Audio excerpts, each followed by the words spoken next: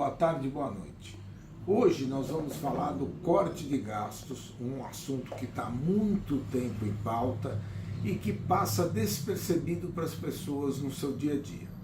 Esse assunto está para o ministro Fernando Haddad anunciar, provavelmente estão dizendo que é para sexta-feira, se não for sexta-feira, até segunda-feira isso vai acontecer. Como isso envolve corte de gastos, tem a ver com um orçamento federal, parece um assunto distante, mas ele vai mexer com você bastante. Em primeiro lugar, vamos explicar o que é isso. Na verdade, o Brasil está atrás de baixar os juros. Quanto mais, os juros no Brasil estão em trajetória de subida, de elevação. Quanto mais juros mais altos, mais restrição as pessoas têm, as pessoas compram menos, aumenta o desemprego, os salários são menores. Então é uma situação ruim. Como é que você resolve isso? Diminuindo os juros, que é esses juros que o Banco Central estabelece, que é a taxa Selic.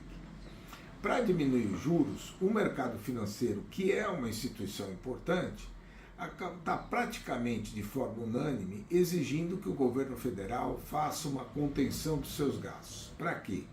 Porque o Brasil hoje gasta mais do que arrecada. Apesar de ter cada vez mais criado mais impostos, mais tributos e ter uma tributação muito alta, ele ainda consegue gastar mais do que arrecada. Ao gastar mais do que arrecada, vai criando uma dívida. E essa dívida tem que ser financiada através da venda de títulos públicos, através de empréstimos e tal. E aí, lá fora, quem quer investir no Brasil, olha e fala, em algum momento não vou conseguir pagar essa dívida. Ninguém sabe exatamente o valor que deve ter o tamanho da dívida dividido pela riqueza, pelo PIB. Alguns países têm 200, como o Japão, outros têm 100 e pouco. Mas no Brasil, cada país tem a sua realidade, tem a sua moeda, tem a sua história. Como o Brasil já fez, em algum momento, um calote da dívida, e como o Brasil tem uma moeda fraca, chamada moeda não conversível, o Brasil chegar em 90%, 90 e poucos por cento da dívida com relação ao PIB se considera muito alto, se considera uma trajetória insustentável. E é como eu disse, se ele continuar gastando mais do que arrecada, vai ser insustentável. Então precisa fazer? Precisa. Mas qual é o segredo? Qual é a questão? É como você vai fazer esses cortes, porque isto vai influenciar nas políticas públicas que vai chegar até você através da prestação de serviços, tanto públicos, como isso vai acabar influenciando de alguma forma na iniciativa privada, porque a iniciativa privada, boa parte, funciona com relação aos investimentos públicos, né? Então, qual é o grande problema que hoje nós temos? Como fazer esse corte? Esse corte, na realidade, deveria acontecer exatamente aonde ele é desperdiçado. Dinheiro para rico.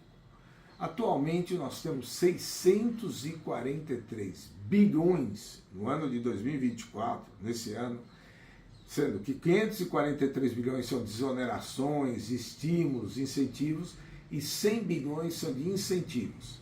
A Receita Federal soltou um relatório recentemente mostrando que desses 643, 400 bilhões não tem contrapartida, ou seja, não se registra um retorno para a sociedade.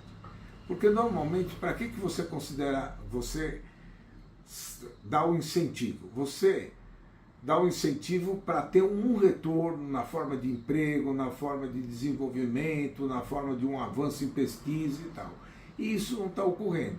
O que se pode deduzir é que esses 400 bilhões são em boa parte dinheiro que vai para quem não precisa, não é que a pessoa acaba gerando e tal, mas não a quantidade de emprego necessária, e você não precisa fazer os cortes sociais. Num país que tem uma desigualdade muito grande, que nós temos 16 bilhões de pessoas, 16 milhões de pessoas na extrema pobreza e mais uns 50, 60 milhões que têm uma pobreza aguda.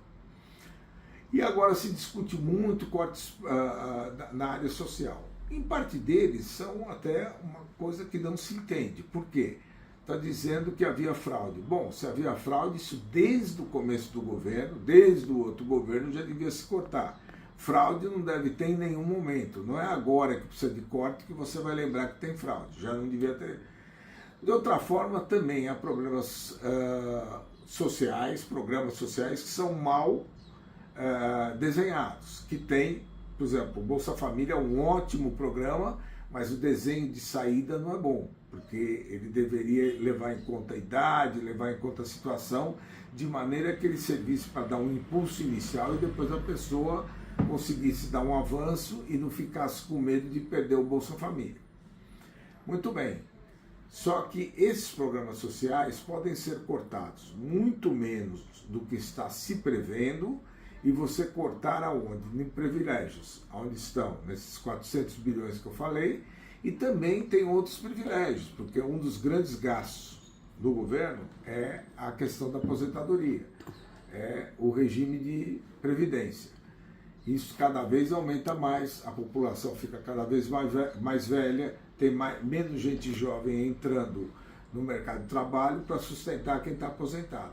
Então, a previdência é uma questão grave, mas aonde que pega, sobretudo, nos militares, que tiveram uma série de privilégios no governo passado, na sua previdência, e pega também dos funcionários públicos. Agora, não é qualquer funcionário público. Se for um funcionário público que ganha 10 mil para baixo, ele não é ele que está dando peso. O grande peso são os super salários e muita gente que ganha acima do teto.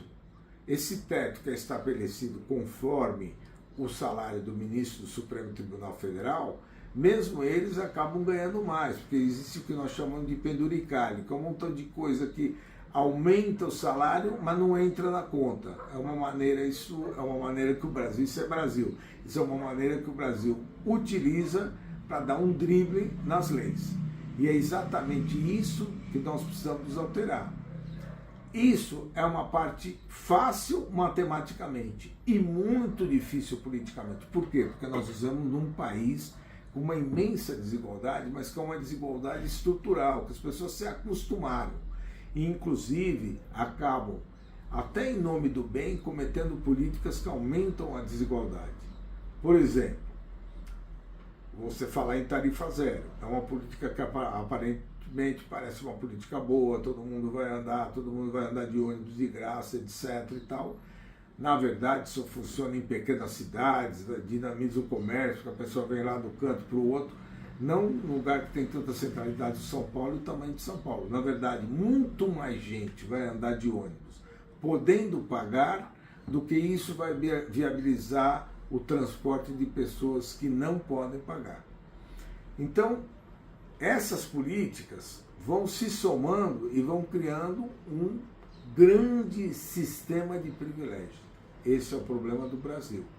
Isso é Brasil. E é para isso que a gente precisa mudar. Então, voltando ao nosso corte de gastos. O corte de gastos será eficaz no sentido da dívida em termos matemáticos. Se cortar X bilhões, o mercado acha que são 60 bilhões, outros acham 50, uma discussão no ano.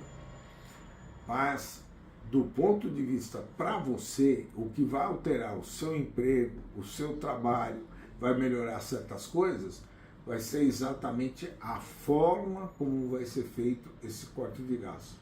E isso não está caminhando bem, porque começou, falando agora em orçamento, com o Congresso que não quer cortar as suas emendas. Porque se vai cortar o gasto, tem que cortar gasto em geral. Se vai cortar em programa social, tal, tem que cortar nas emendas parlamentares.